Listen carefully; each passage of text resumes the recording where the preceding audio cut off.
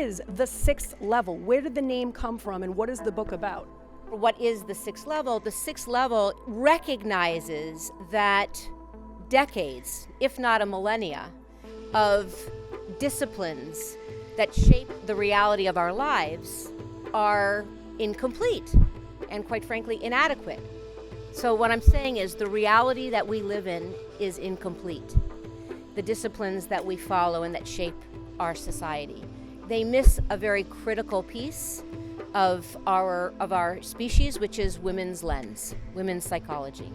Taking my not-for-profit experience of the synagogue and taking my for-profit experience of working for a family business for 24 years, I feel like it's been everyone's kind of lifelong journey to end up at the sixth level and be able to weave these stories together and really talk about what it's going to take to be a better leader in the future. So one of the things that happened was that I began to realize that a lot of the things that they were talking about in terms of these characteristics, if you will, these capabilities that we see from women leaders are things that men can learn.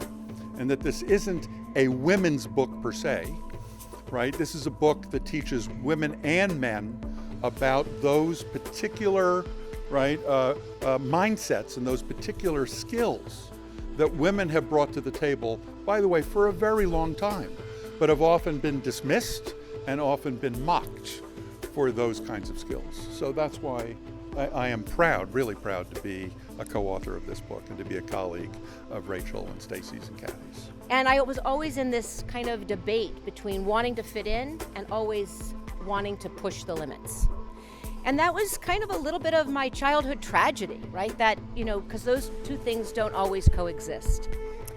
I landed one day at Hobart and William Smith Colleges, an idealist, ardent feminist. Who wouldn't be? When things make sense and the world doesn't pay attention, you get angry. Like, why is it so hard to know the truth and people don't see it? The sixth level represents the stage above Maslow's hierarchy, which ends at self-actualization.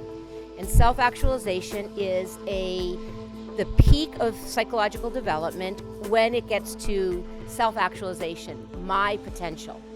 But if we lived at self-actualization for our at the end of our lives, we could only kind of become implosive, right? Because we would become so self-absorbed in our own potential. We would lose sight of our society, which in many ways, I think we have lost sight of each other. If you don't get on board with emotional intelligence, right, then you're going to be left out. So the sixth level is called self in relation. And self in relation comes out of the Stone Center research where women, human beings, women learn about themselves in relation to others. That our self forms in relation to others. We don't form independent, we don't form autonomously, we don't form in separation from others. We grow ourselves in relation to others. And so I'm really honored to be here. You can't imagine how exciting it is to have all of your eyes on us, paying attention. I mean, this is kind of a dream come true, and we really hope that we can convey a beautiful message that entices you to join our movement. So thank you for being here.